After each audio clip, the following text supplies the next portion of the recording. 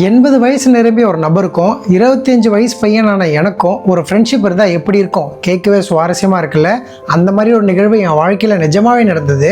அதை பற்றி தான் நான் உங்களுக்கு இப்போ சொல்ல போகிறேன். வெல்கம், இது டிஎஸ் ஜர்னி. சில நேரங்களில் சில மனிதர்கள் பகுதியில் எனக்கு கிடைச்ச ஒரு நண்பரை பற்றி தான் இந்த வீடியோவில் நான் உங்களுக்கு சொல்ல போகிறேன். நேற்று நம்ம சேனலில் ஜெகதீஷ் அண்ணாவை பற்றி ஒரு வீடியோ நான் அப்லோட் பண்ணியிருப்பேன். அந்த வீடியோ நல்லா கவனிச்சிருந்தீங்கன்னா உங்களுக்கு புரிஞ்சிருக்கும். நான் ஒரு பேஷண்ட்டை பார்க்கும் போது தான் அந்த இடத்துல ஜெகதீஷ் அண்ணா எனக்கு ஃப்ரெண்டாக கிடைச்சார் அப்படின்னு நான் சொல்லியிருப்பேன். அங்கே ஒரு பேஷண்ட்டை பார்க்க போனேன் இல்லையா, அந்த பேஷண்ட் தான் 80 வயது நிரம்பிய அந்த நபர். அவர் தான் எனக்கு கிடைச்ச ஒரு பெஸ்ட் ஃப்ரெண்ட். அந்த நபருடைய பெயர் வந்து ஏழுமலைங்க. காஞ்சிபுரத்தில் ஒரு மிகப்பெரிய அட்வொகேட்டு. ரொம்ப சிக்கலான கேஸை கூட ரொம்ப சிம்பிளாக முடிச்சிருவார். அந்த அளவுக்கு திறமையான ஆள். வக்கீலாக மட்டுமே இல்லாமல் கட்சியிலையும் ஒரு முக்கிய பொறுப்பில் இருந்தார். அவருடைய வீட்டில் அவர் தான் முதல் பட்டதாரி. அவருடைய அண்ணன் தம்பி படிக்கட்டும், அவருக்காக நான் வேலை செய்கிறேன், தம்பி கண்டிப்பாக படிக்கணும்னு சொல்லி தம்பியோட வேலையை தான் செஞ்சுக்கிட்டு தன்னோட தம்பியை படிக்க வச்சாருங்க. அப்படி படிக்க வச்ச அண்ணனை கடைசி வரைக்கும் ரொம்பவும் நல்லா பார்த்துக்கிட்டாரு என்னுடைய ஃப்ரெண்ட். ஆரம்ப கட்டத்தில் ஒரு பேஷண்ட்டுக்கும் ஒரு ஸ்டாஃப்க்கும் இருக்கிற உறவு தான் அவருக்கும் எனக்கும் இருந்தது. ஆனால் போக போக என்ன அவர் நல்லா புரிஞ்சுக்கிட்டாரு, அவரையும் நான் நல்லா புரிஞ்சுக்கிட்டேன். போக போக எங்கள் ரெண்டு பேத்துக்குள்ள கெமிஸ்ட்ரி ரொம்ப சூப்பராக ஒர்க் அவுட் ஆச்சுங்க. நான் வந்து ஒரு சின்ன பையன் தானே அப்படின்னு என்னை ரொம்ப துச்சமாக நினைக்காம எனக்கு என்ன மரியாதை கொடுக்கணுமோ அந்த அளவுக்கு மரியாதை கொடுத்து தான் என் ஃப்ரெண்டு என்னை நடத்துவார். என்னை வந்து அவர் முழுசாக நம்புவார். அவருடைய பர்சனல் விஷயங்கள், அவருடைய வாழ்க்கையில் நடந்த சில சுவாரஸ்யமான விஷயங்களை எந்த ஒரு தயக்கமும் இல்லாமல் ஃப்ரீ டைம் கிடைக்கும் போதெல்லாம் என்கிட்ட சொல்லிக்கிட்டே இருப்பாருங்க. சில விஷயங்கள் சொல்லும் போது அவரே அறியாமல் கண்ணெல்லாம் கலங்கிடும். ரொம்பவுமே ஒரு எமோஷனலான பர்சன். அவருடைய அனுபவங்கள் எல்லாம் அவர் என்கிட்ட சொல்லும் போது கேட்கறதுக்கே ரொம்ப வித்தியாசமாக இருக்குங்க. ஏன்னா நான் வந்து ஒரு சின்ன பையன். இப்போ நான் வந்து என்னுடைய ஏஜ் பர்சன் கிட்ட தான் பழகுவேன். அப்போ நாங்கள் பேசுகிற விஷயங்கள் எல்லாமே டோட்டலாக வேற மாதிரி இருக்கும். ஆனால் ஒரு 80 வயசு நிரம்பிய ஒரு மனிதர் தன்னோட வாழ்க்கையில் முக்கால் பகுதியை வாழ்ந்துட்டார். அவர் வாழ்க்கையில் பார்த்த விஷயங்களை நமக்கு சொல்லும் போது ரொம்ப ஆச்சரியமாகவும் ரொம்ப அதிர்ச்சியாகவும் இருக்கும். இந்தந்த வயசில் இந்த மாதிரி ப்ராப்ளம்லாம் வரும் அப்படின்னு தீர்க்கதரிசி மாதிரி முன்னாடியே எனக்கு நிறைய சொல்லி கொடுத்தாருங்க. போக போக அவருக்கு என் மேலே நம்பிக்கை ரொம்பவே அதிகமாச்சுங்க. எந்த அளவுக்கு அதிகமாச்சுன்னா அவங்க பசங்க கிட்ட பேச தயங்குற விஷயங்கள் கூட என்கிட்ட ரொம்ப ஓப்பனாக பேசுவார். கொஞ்சம் கற்பனை பண்ணி பாருங்க, நான் சேரில் ஒரு பக்கம் உட்காந்துருப்பேன், இன்னொரு பக்கம் என் ஃப்ரெண்டு உட்காந்துருப்பேன். அவர் 80 வயசு தாத்தா, நான் 25 வயசு பையன். அப்போ எங்கள் ரெண்டு பேருக்குள்ள இருக்கிற கான்வர்சேஷன் எப்படி இருக்குன்னு நினச்சி பாருங்க. உண்மையாகவே அது ரொம்ப சூப்பராக இருக்கும். அவர்கிட்ட நான் பார்த்து வியந்த இன்னொரு விஷயம் என்னென்னா, அவருடைய தொழிலுக்கு அவர் ரொம்ப உண்மையாக இருப்பாருங்க. அவருக்கு கொஞ்சம் மெடிக்கல் ப்ராப்ளம் இருக்கிறதால வீட்டிலே தான் இருந்தார். அவர் கோர்ட்டுக்கெலாம் போகிறதில்ல, எந்த கேஸுமே எடுக்கிறதில்ல. இருந்தாலுமே அவர்கிட்ட பழைய கேஸ் இருக்கும் இல்லையா, அந்த கேஸுடைய ஃபாலோஅப்லாம் எப்படி இருக்குன்னு தன்னுடைய ஜூனியர்கிட்ட அப்டேட் கேட்டுக்கிட்டே இருப்பார். தன்னை நம்பி ஒருத்தவங்க கேஸ் கொடுத்துருக்காங்கன்னா அவங்க எந்த விதத்துலேயும் பாதிக்கப்படக்கூடாதுங்கிறதுல ரொம்பவுமே தெளிவாக இருப்பார் என்னுடைய ஃப்ரெண்ட். சில நேரங்களில் நானும் அவரும் ஒன்றா உட்காந்து நிறைய சினிமா படம் பார்ப்போங்க. அந்த சமயங்களில் படம் பார்க்கறதுக்கான நேரம் எங்களுக்கு ரொம்பவே அதிகமாக இருந்தது. யூடியூப்பில் அவருக்கு பிடிச்ச நபர் யார் தெரியுங்களா? சாப்பாட்டு ராமன் தாங்க. அந்த சாப்பாட்டு ராமன் நிறைய சாப்பாடு சாப்பிடுவார். ஒரு முட்டையெல்லாம் ஒரே வாயில் மிழுங்கிடுவார்.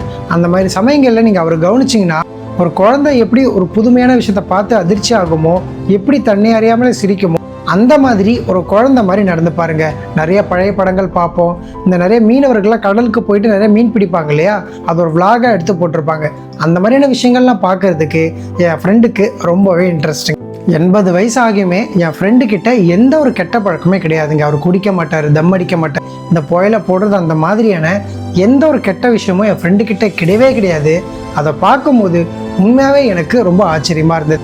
அவங்க அப்பா அம்மாவை கூட கடைசி சாகும் தருவாயில் வரைக்குமே ரொம்பவும் நல்லா பார்த்துக்கிட்டாரு. அந்த மாதிரி சில ஒழுக்கமான விஷயங்களில் என் ஃப்ரெண்டை அடிச்சிக்கவே முடியும். அவர் கூட நான் கிட்டத்தட்ட 6-7 மாதம் இருந்தேங்க. அவருக்கும் எனக்குமான ரிலேஷன்ஷிப் ரொம்பவே ஸ்ட்ராங்காக இருந்தது. நானும் அவரை யாருக்கிட்டையும் விட்டு தர மாட்டேன், அவருமே என்னை யாருக்கிட்டையும் விட்டு தர மாட்டார். பசங்க அவங்களுக்கு சாப்பிட்றதுக்கு ஏதாவது ஸ்பெஷலாக வாங்கிட்டு வந்தால் கூட எனக்கு கொடுக்காம சாப்பிடவே மாட்டார். அப்படியே அவர் சாப்பிட்டாலும் என்னுடைய பங்கை எடுத்து வச்சுட்டு தான் சாப்பிடுவார். எந்த விஷயத்துலையும் என்னை விட்டு கொடுக்கவே மாட்டார். அவருடைய கடைசி நாட்களை முழுக்க முழுக்க அவர் என் கூட தாங்க கழிச்சார். நான் சின்ன வயசில் விவரம் தெரியாத இருக்கும் போதே என்னுடைய தாத்தா மண்டையை போட்டார். அதனாலே தாத்தா கிட்ட இருக்கிறது, அவங்க கிட்ட வளருது எப்படி அப்படிங்கிற ஒரு அனுபவம் எனக்கு இல்லாமலே இருந்தது. அதை முழுசாக என் ஃப்ரெண்ட் எனக்கு கொடுத்தாரு. உண்மையாகவே அவர் என்னை ஒரு பேரனாக தான் பார்த்தாரு. ஏதாவது புது ட்ரெஸ்ஸு எடுத்தாலோ, இல்லை நான் ஏதோ ஒரு புது திங்ஸ் வாங்குறேன், இல்லை நான் ஊருக்கு போயிட்டு திரும்ப வந்து ஊரில் நடக்கிற கதையெல்லாம் சொல்லும் போது அவ்வளோ சந்தோஷமாக அவ்வளோ மகிழ்ச்சியாக கேட்பாரு. உண்மையாகவே என் ஃப்ரெண்டை நான் ரொம்பவும் மிஸ் பண்ணுறேன். இழப்பு இவ்வளோ சீக்கிரம் நடக்கும் அப்படின்னு நான் ஒரு நாள் கூட யோசிச்சே பார்த்தது இல்லைங்க. அந்த மாதிரி எதிர்பாராத ஒரு நாளில் சடனாக ரொம்ப உடல் முடியாமல் அவர் வந்து தவறிட்டாரு. உண்மையாகவே அந்த இழப்பை என்னால் ஈடு செய்யவே முடியாதுங்க. என்னுடைய நண்பர்கள் நிறைய பேர் இருக்காங்க, என் ஏஜில் இருப்பாங்க, என்னோட பெரியவங்க இருப்பாங்க. 80 வயசு நிரம்பிய ஒரு நபர் என்னை ஃப்ரெண்டு மாதிரி நினச்சி அவங்க லைஃப்பில் நடந்த எல்லா விஷயங்களும் சொல்கிறது, அவருடைய பர்சனல் விஷயங்களை என்கிட்ட பேசுகிறது, ஒரு பேரன் மாதிரி என்னை பார்த்துக்கிறது உண்மையாகவே என் வாழ்க்கையில் திரும்ப நடக்காத ஒரு காரியங்க. அவர் கூட இருந்த காலம் உண்மையாகவே என் வாழ்க்கையில் ஒரு பொற்காலம் தான். மட்டும் இல்லைங்க, நான் கூட என் லைஃப்பில் இருக்கிற நிறைய பர்சனல் விஷயங்களை அவர்கிட்ட ஷேர் பண்ணியிருக்கேன். அந்தளவுக்கு ஒரு நம்பிக்கையான ஆள். நான் இல்லாமல் அவர் எங்கேயுமே போக மாட்டாருங்க. நான் இருந்தால் அவர் ரொம்பவுமே கம்ஃபர்டபுளாக ஃபீல் பண்ணுவார். நானுமே அவர் அப்படி தான் வச்சுப்பேன். சில நேரங்களில் டாக்டரெலாம் சில பொருட்கள் சாப்பிடக்கூடாது, இந்த முறுக்கு மிச்சர் இந்த ஸ்வீட் ஐட்டம்லாம் சாப்பிடக்கூடாதுன்னு சொல்லுவாங்க இல்லையா, அப்படி டாக்டர் சொன்னாலுமே யாருக்குமே தெரியாமல் நிறைய வாங்கி கொடுத்துரும் அவருக்கு.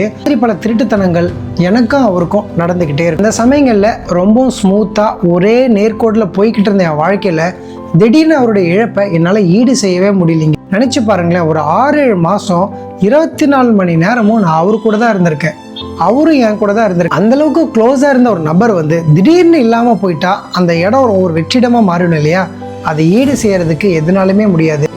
அவர் கூட எடுத்த புகைப்படங்கள் இல்லை அந்த வீட்டுக்கு திரும்ப போகும்போது அவருடைய நினைவுகள் எனக்கு அந்தளவுக்கு கஷ்டத்தை கொடுக்கும். இந்த இழப்பிலிருந்து மீண்டு வர்றதுக்கே எனக்கு கிட்டத்தட்ட 2 மாதம் ஆயிடுச்சுங்க. அந்த 2 மாதம் நான் வேலைக்கே போகல, அந்தளவுக்கு அது என்னை ரொம்பவும் கஷ்டப்படுத்திருச்சு. இந்த மாதிரி ஒரு இழப்பை என் வாழ்க்கையில் இதுக்கு முன்னாடி நான் சந்தித்ததே கிடையாது. அதனால என்னவோ அவருடைய இழப்பு என்னை ரொம்பவே பாதிச்சுது. இந்த வழியிலேருந்து எப்படி மீண்டு வருது அப்படின்னு என்னால் கண்டுபிடிக்கவே முடியல. அந்தளவுக்கு ரொம்ப ஒரு கஷ்டமான காலம் என் வாழ்க்கையில். திரும்பவும் இந்த மாதிரி ஒரு நபர் என் வாழ்க்கையில் கிடைப்பாரா அப்படின்னு உண்மையாகவே என்னால் நினச்சே பார்க்க முடியலைங்க. அந்தளவுக்கு என்னை முழுசாக நம்பினார்.